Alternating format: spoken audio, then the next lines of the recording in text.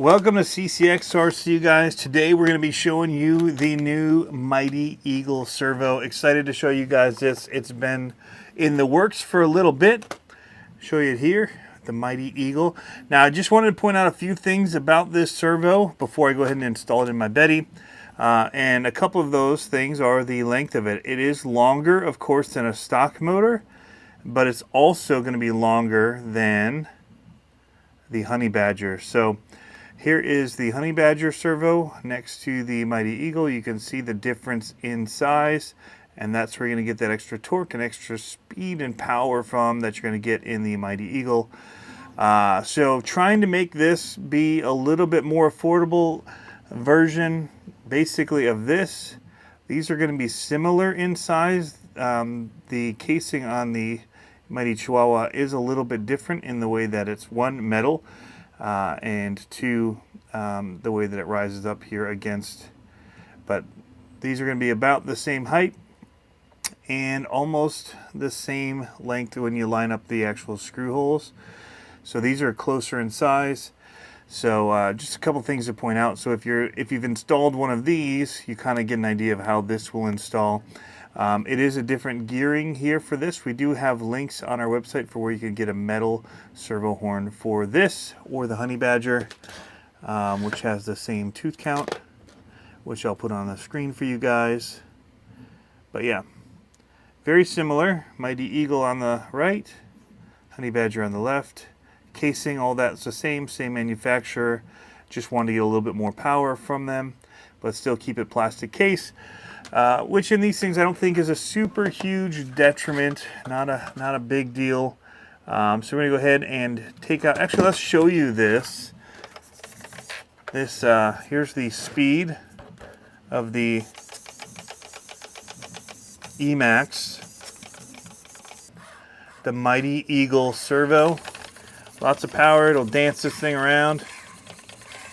So we're gonna go ahead and take this one out, and we'll be able to show you the differences there. But yeah, it's a bit of a mess on my desk. I've also got a build going on right now for a Traxxas TRX4M build that I'm doing, and so I'm just kind of pushing that to the side for the moment because I got these in and we wanted to show you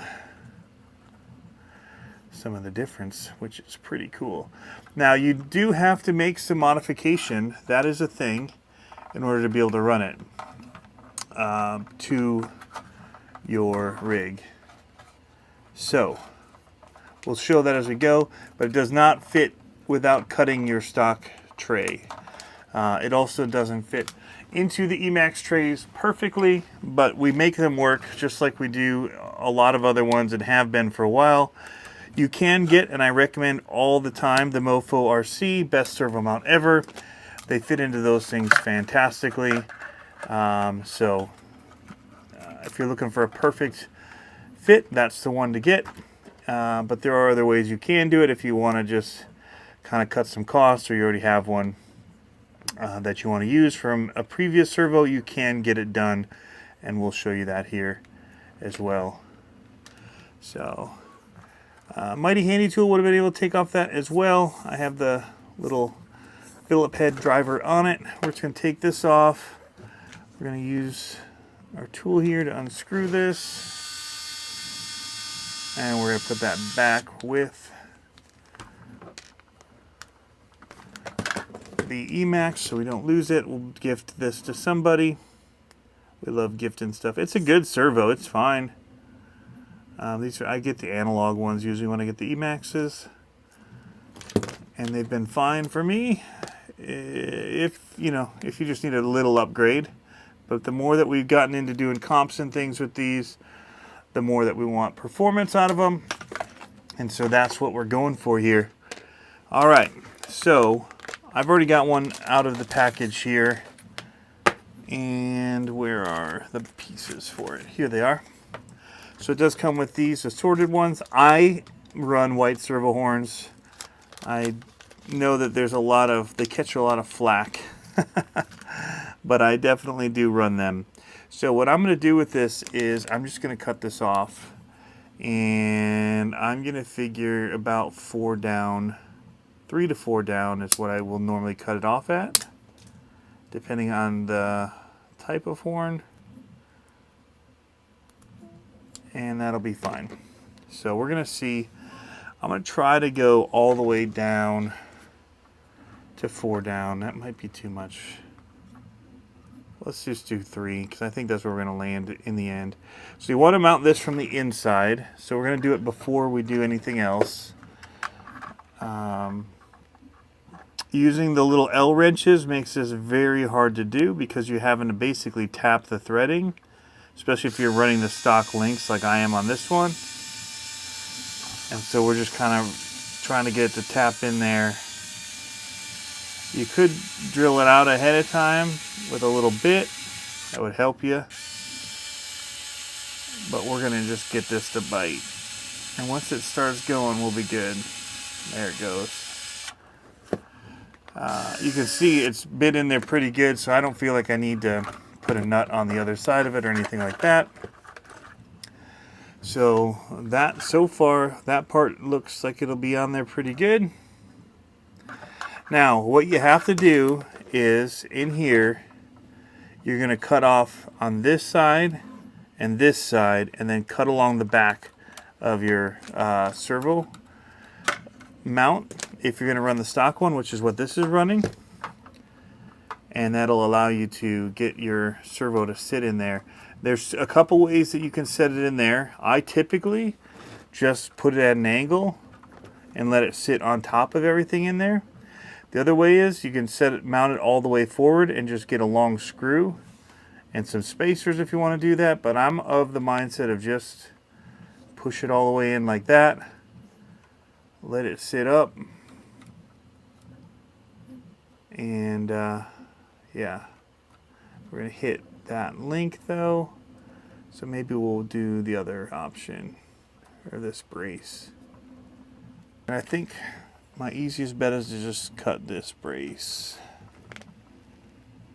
We've got the bumper up front holding things together, so we're just going to do that. We're going to cut that brace out more. Just using these scissors. Dremel would make it even easier to get in here and trim this stuff out. You guys can't really see what we're doing, but there's just a whole bunch of extra plastic in here that we don't need. All right, simple trim, cutaway. We're gonna screw this in and gonna be happy with that. I'm going to zip tie this wire up to the chassis here. Some of this is super simple, just little mods and stuff that we do to make things perform better. Definitely you have to change. As you can see, we've already done a lot of modifications to this to make it brushless, and so things are moved around already quite a bit. All right, so cut this. We're going to plug it in and center our servo.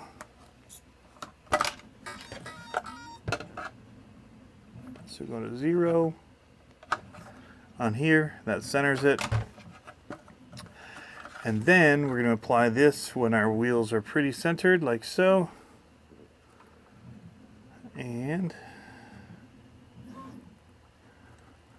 you usually have a little bit of adjusting to do no matter what after, just because of how the teeth line up. So we're a little off.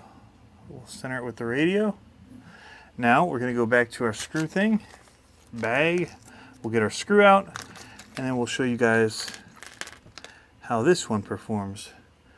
So again, it's a Phillips head, got a little driver here. Also, the driver on the Mighty Handy tool works well with this as well, which is why we included it. I just have it set to work on my wheels right now. So,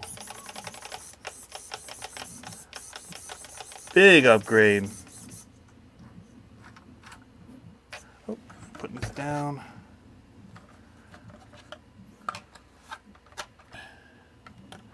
Gonna have lots of power to push up against the rocks. In fact, if I just hold this, it'll shift the whole truck.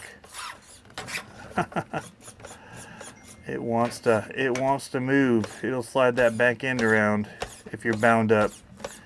Definitely some good power there.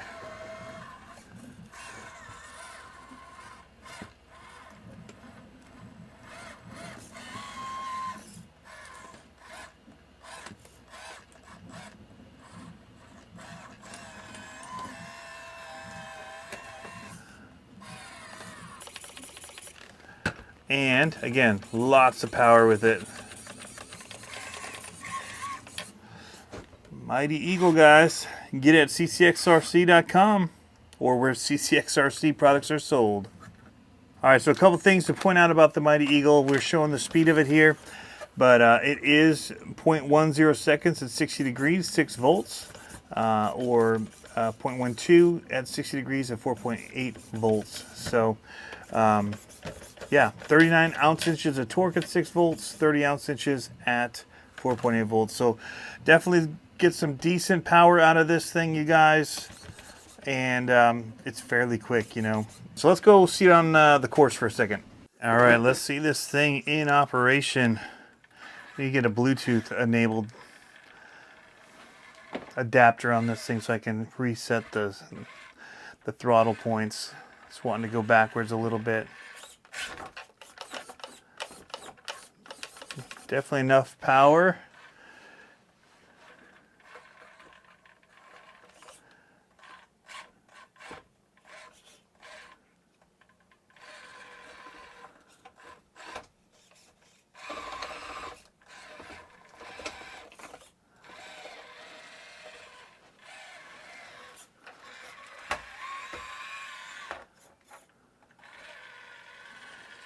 Sometimes when you get yourself in weird predicaments, the servo can struggle, but this one's, so far, you get it bound in here, it'll work it.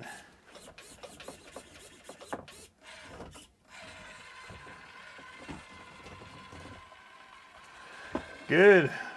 I mean, now we're dealing with mud tires, stock suspension, and a lot of other detriments to this vehicle, but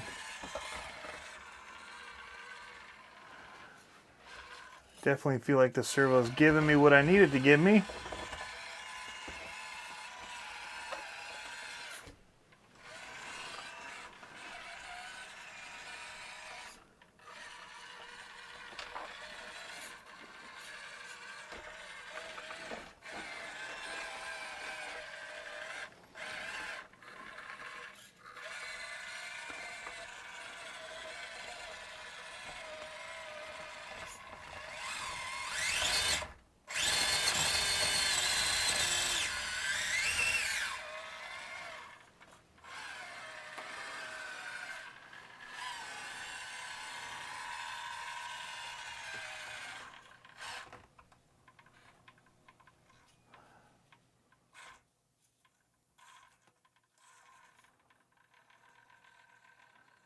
Nice. Definitely has control.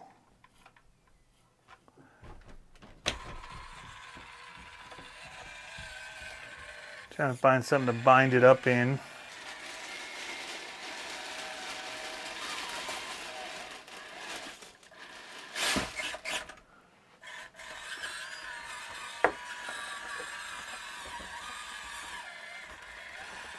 Don't need a whole lot to show you that it's a pretty decent servo setup on here, and even though this truck is not super capable in its current settings, the steering is definitely a huge improvement over stock in the E-Max, and I'd even say over the Honey Badger, which I run in a lot of trucks. I can tell the difference. So more torque, a little more speed, and that's not even running it on a anything fully upgraded, pushing it, so I'm liking it.